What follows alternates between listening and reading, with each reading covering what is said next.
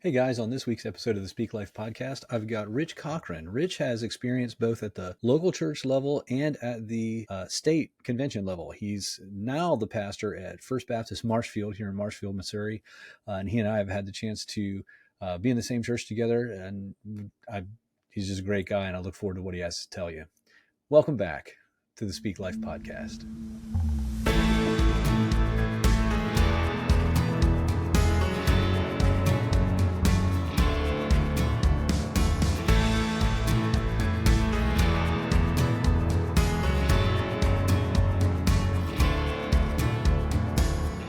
Hey, welcome back for another episode of the Speak Life podcast. I'm excited this week. I have Rich Cochran here with me. He's the pastor at First Baptist Church in Marshfield, Missouri. Rich, you and I have known each other since you were at First Baptist as the associate. Yep. Here in Bolivar. So, yeah, we go back here just a few years, and we wrestled a few problems and challenges, and tried to move the ball forward a little bit. Yeah, absolutely. So, basically, as we get started here, I'd really like to just give you a chance, talk a little bit about yourself, your family, and just kind of your history in ministry. Yeah, thanks again, Bill, for inviting me, asking me to be a part of this. I think what y'all are doing at SBU, as an alum, I'm excited to see how we can help strengthen pastors, not just that are training for ministry now, but continue that training process. And so the leadership development's always been on my heart. So I'm excited to see how all this is playing out and your leadership in that. So thanks for inviting me. Thank you.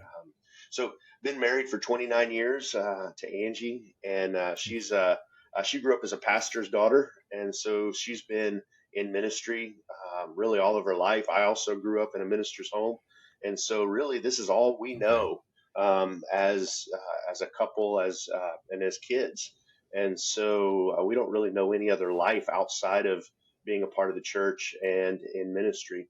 We have 3 kids. My oldest is 23. She's also an SBU alum, graduated in social work, and she's working in Springfield, Missouri as a social worker. Got a son who's 19, and my youngest is 15, getting ready to start that driver's license deal. So we'll get the last one in, and just add another one to the insurance bill is what that comes. Yeah. What that really means. Yeah, my last one was added on a year or so ago, and it's just extra fun during the season. Yeah. At least one's off. One of mine's off the payroll. So we're making some progress. We're 27 years in August. From ministry, I started when I was in college there at SBU. I was this part-time youth minister at Southern Hills Baptist Church, right across the street.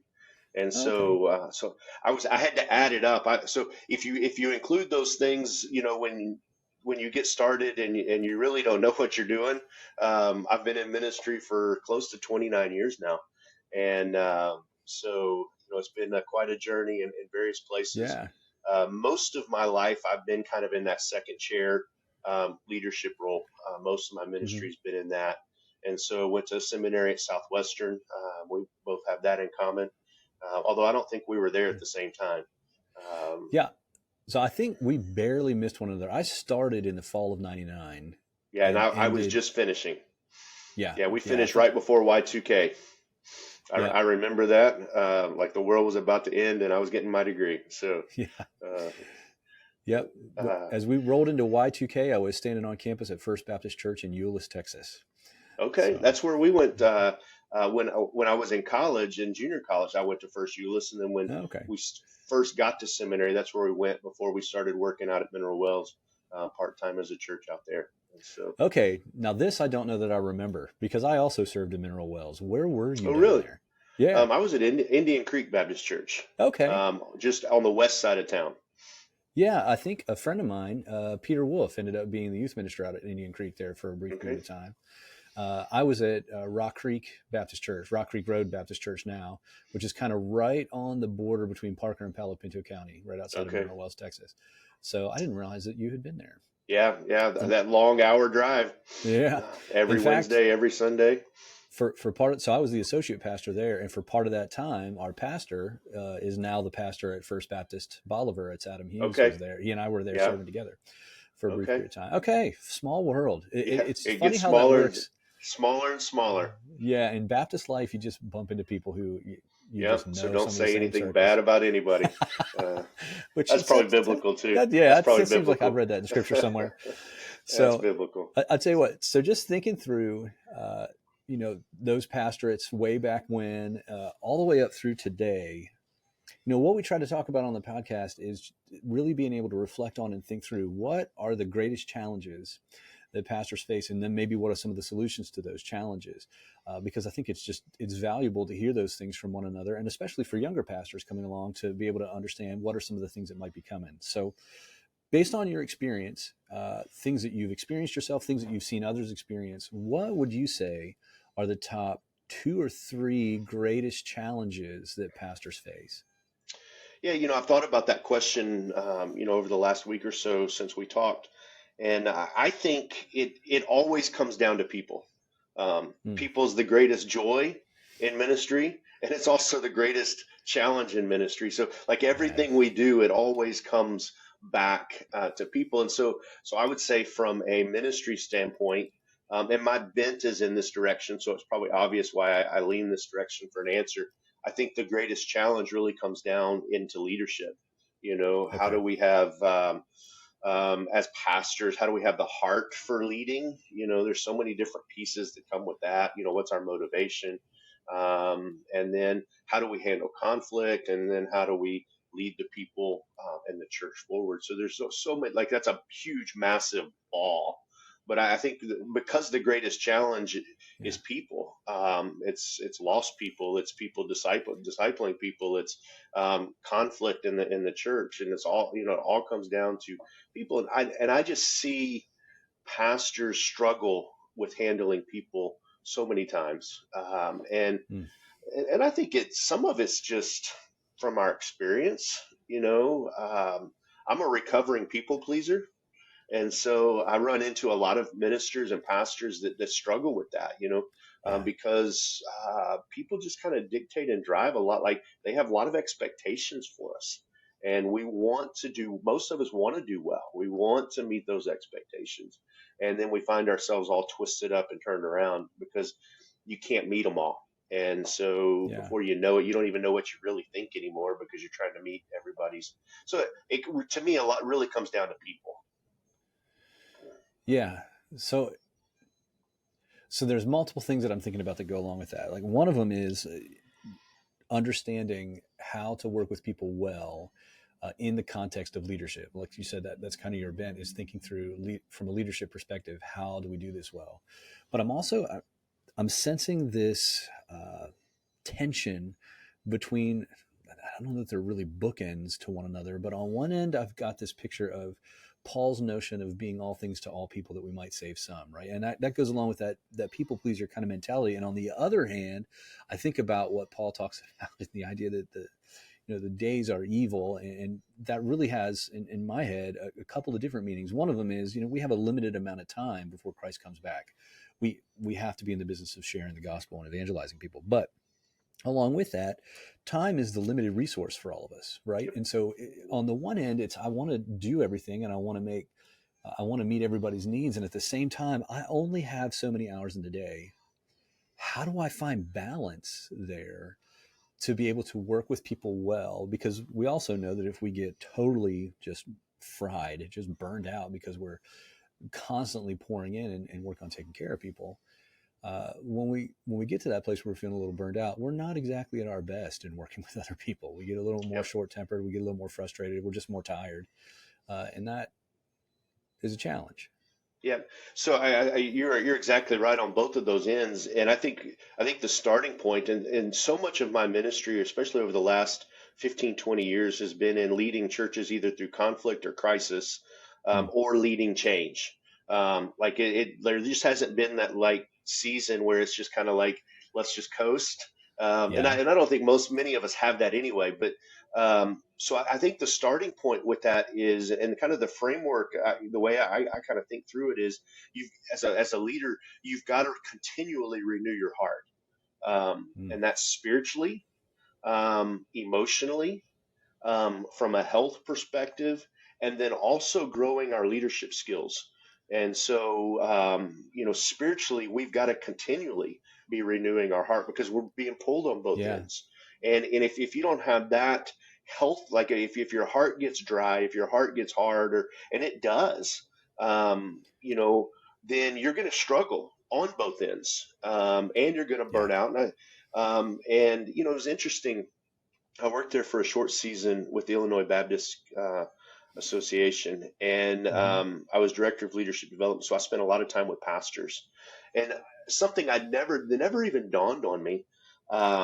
When you look at people in different phase seasons of life, you got the young leader, the Hmm. midlife leader, and the end of career pastor. So Right. pastors in each of these. So some of the challenges young leaders have, and Yep. just learning and just trying to prove themselves, and then at the end of career, I think so many pastors are struggling to I did like who am I now?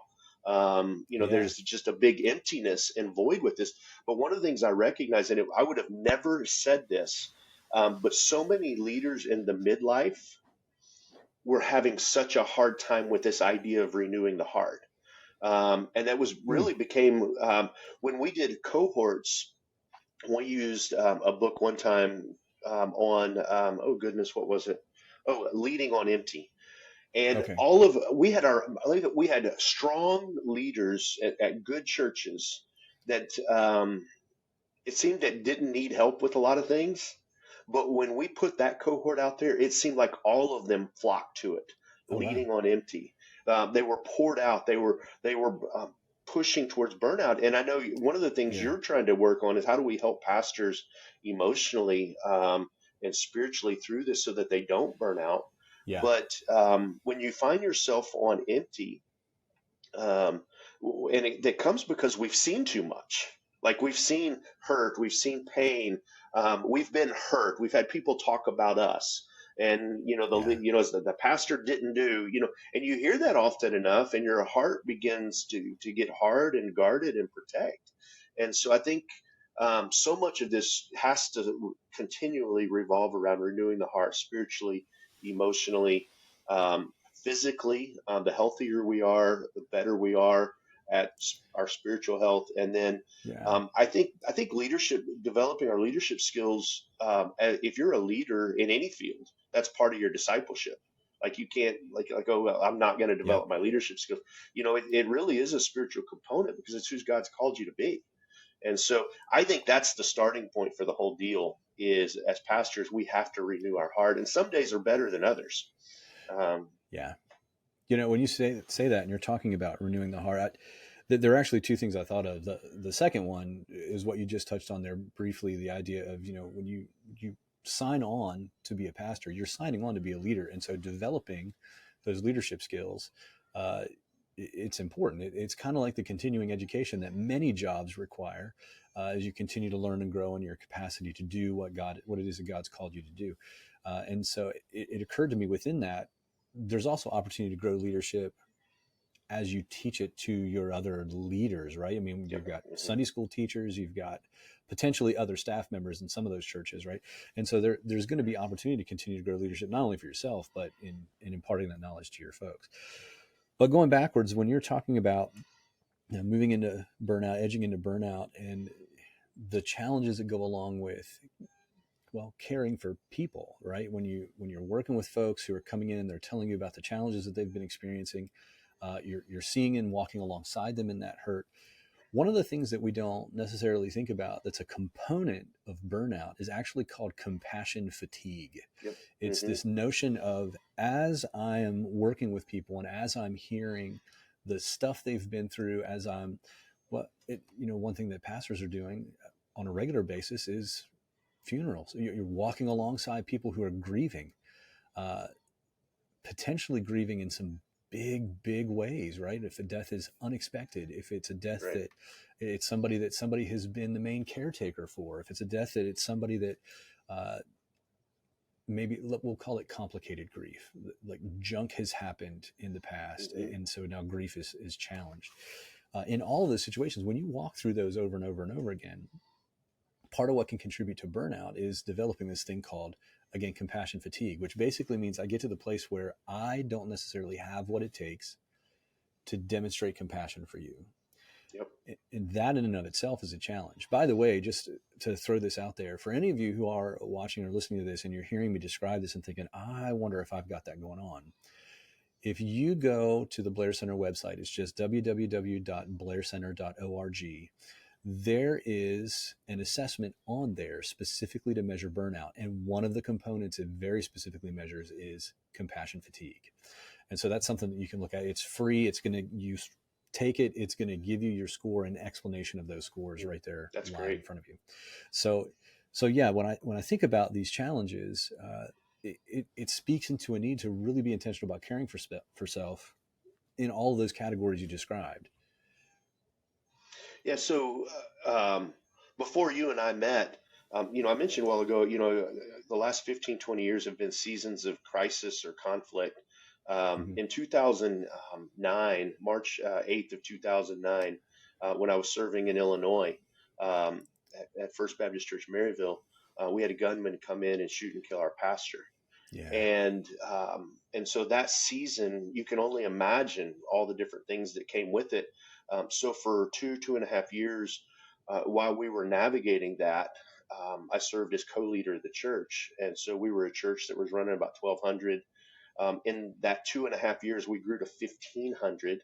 We outgrew Wow. space. We continued our long-range plan. We built a $3.5 million building without a pastor, and Wow. all of that.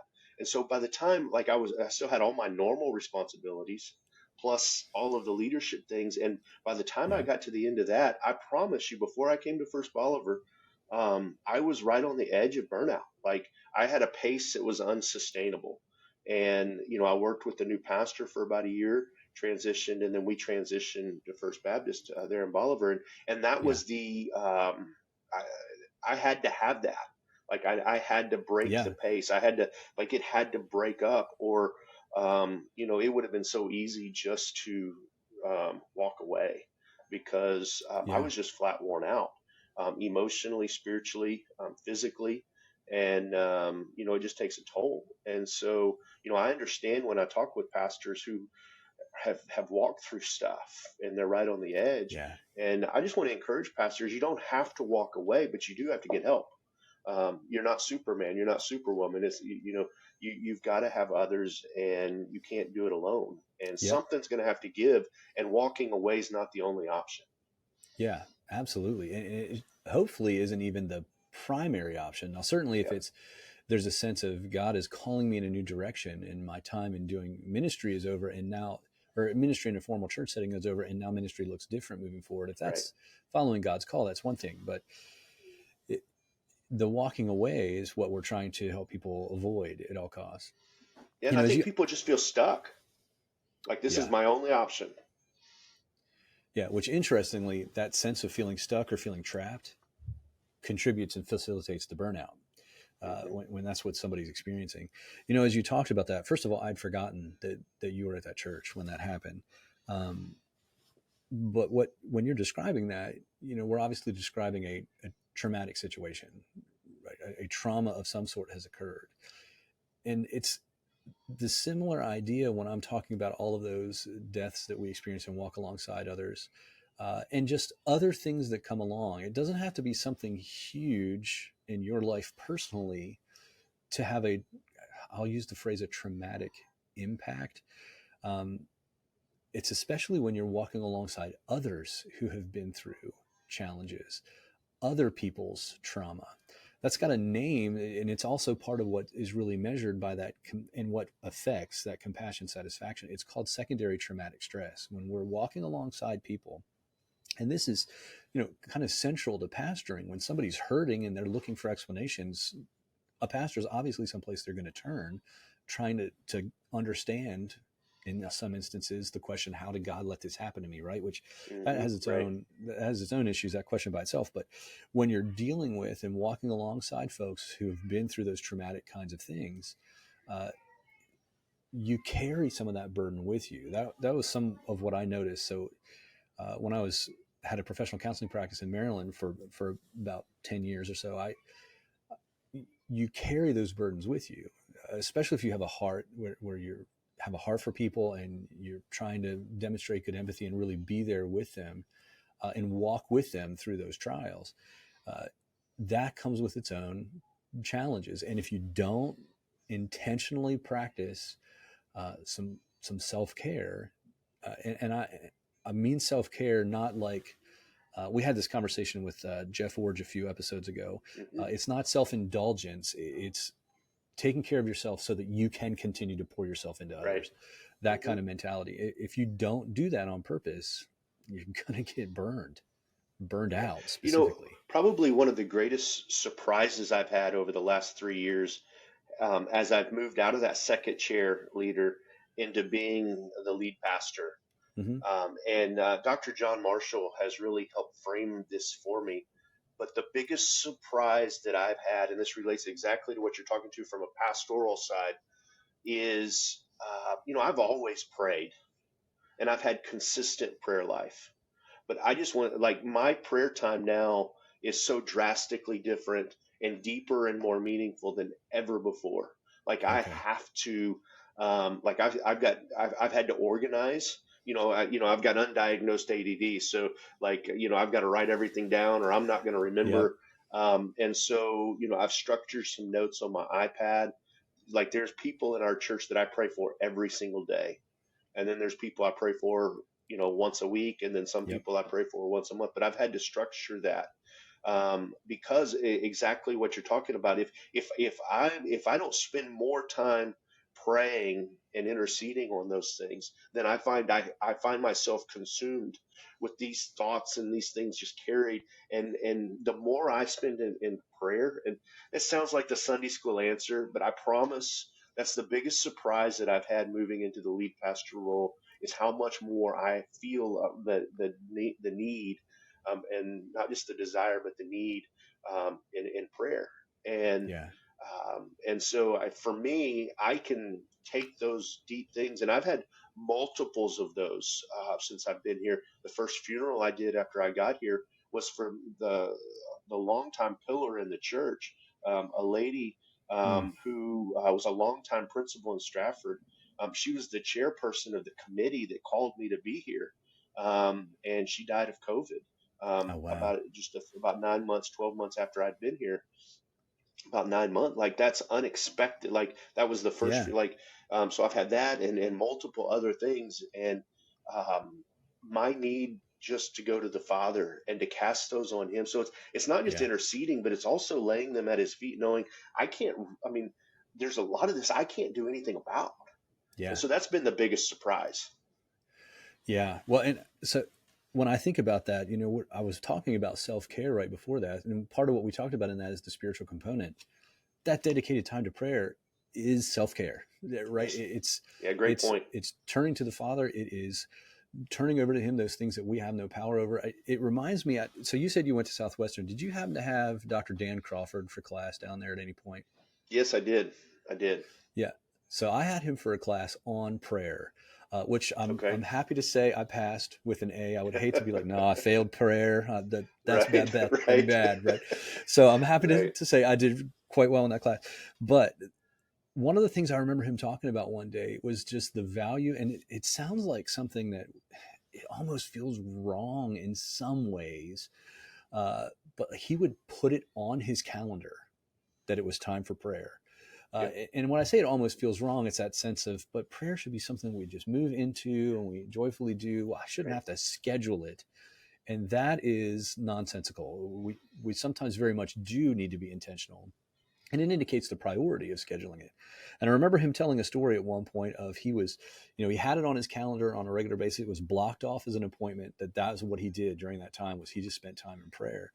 And he had somebody who was as a pastor, who was kind of irritated, talking to the secretary, saying, I need to see him, and I need to see him right now. And the secretary kind of interrupted and said, maybe for the second or third time, he's really being insistent. Uh, the basic message back was, well, you tell him that right now I'm talking to his boss, Yeah. that this is the absolute priority, and it's the absolute priority for a reason. It is the way that we stay centered in who the Lord is and what He's called us to. I did have a question for you in the middle of that. You mentioned the idea that you've run in second chair for a long time, and you've just more recently transitioned, and it's been a couple years ago now, right? That you've Yeah, about transitioned three, into the almost 3 years now. about 3 years now that you transitioned into the senior pastor role. Um, I guess part of what I'm wondering is what have you noticed? What else have you noticed that's different about that in terms of uh, sense of ownership over what happens, the sense of responsibility that goes along with it. Yeah. Yeah, so first off, as I've moved here to First Baptist Marshfield, I followed longtime pastor Derwin Kicker, and he was an Okay. SBU trustee for years, alumni, and he had pastored the church well for 25 years. And I was coming out of that in January 2020, and then COVID 2020, and then I followed Mm-hmm. that, and so it was a season for everybody, but Yeah. but the church has really just they've given a lot of trust, and so I think that comes from past successful leadership. Like I think I Yeah. heard, like I was given that kind of as a credible point from other places I've been, but yeah, I think the in the second chair I did so much of the work on vision planning and Mm. vision execution, and I would have a little bit of a chance to communicate some of that from the platform, but I didn't have a lot. Yeah. And now, kind of the ownership of that is it really, I think of two different things, but the positive ownership is I can cast that vision spiritually in a message, wherever it fits. Like Yeah. I can connect the dots immediately. Like this is what we're talking about.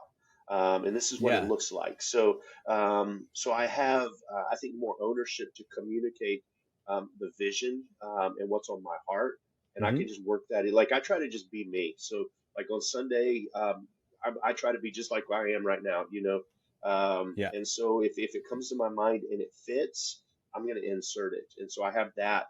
Um, the other is on the opposite side is we have a small staff, and I've been in larger churches where we had lots of multiples of staff, so Right. things could get delegate, major responsibilities, and so but we have a small staff, and they're great and they're very helpful. But I think the other thing I've learned is there's sometimes I just have to carry some of that and either Yeah. choose to deal with it or just to say we'll get to it another day, and just the burden or the weight or the task or whatever it is, just recognize this is more of a marathon and not a sprint. And I Yeah. think that's helped me stay healthy, and create a good healthy rhythm, and recognize there's going to be some weeks where you've got two funerals or three funerals, or stuff just happens and it piles up, Yeah. and where in the past I would probably want to just drive right, like we're gonna figure it out. And I think now, I just recognize, okay, it's important, but we'll get there. And so I've had to live with Yeah. kind of both of those. Yeah. Bearing in mind the it's a marathon, not a sprint mentality, I think is pretty valuable. Speaking back into that notion that we all have time as a limited resource, Yep. and so it helps to focus on priority, right? Yeah, Um, can I interrupt you there for a second? Because yeah. you Yeah. just Go sparked for it. something, that thing about priority. One of the things, and I've done this for years. Like I've identified what are the 3 or 4 or 5 most important things I can do for the church, Mm-hmm. and yeah, there's going to be stuff outside of it. But when I can stay focused on, like when I know what the best use, like on Sunday, the two best things I do is I preach and I get into every single senior adult Sunday school class every single Sunday.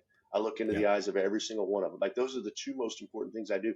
On Wednesday, the most important thing I do is I high five every kid that comes into the building, and I look into in Yeah. the eyes of every teenager that are here, and I ask how they're doing. Like, so I know on Wednesday what's my highest priority, on Sunday what's my Yeah. highest priority, and then I've got those 3 or 4 things that, like, these are the things that I bring the most to the church. And when you know those things, it helps everybody. Yeah. Yeah. It speaks into that notion of what are, if I word it a little differently, what are the things that I can do that only I can do, Yep. right? And there are ways that one of the things that only you can do is supply an understanding to a teenager on a Wednesday night that the senior pastor of the church cares about you and where you're at and how you're doing. You can't Yeah. delegate that. Nope. 2 weeks ago, we had a young lady, and she was just different.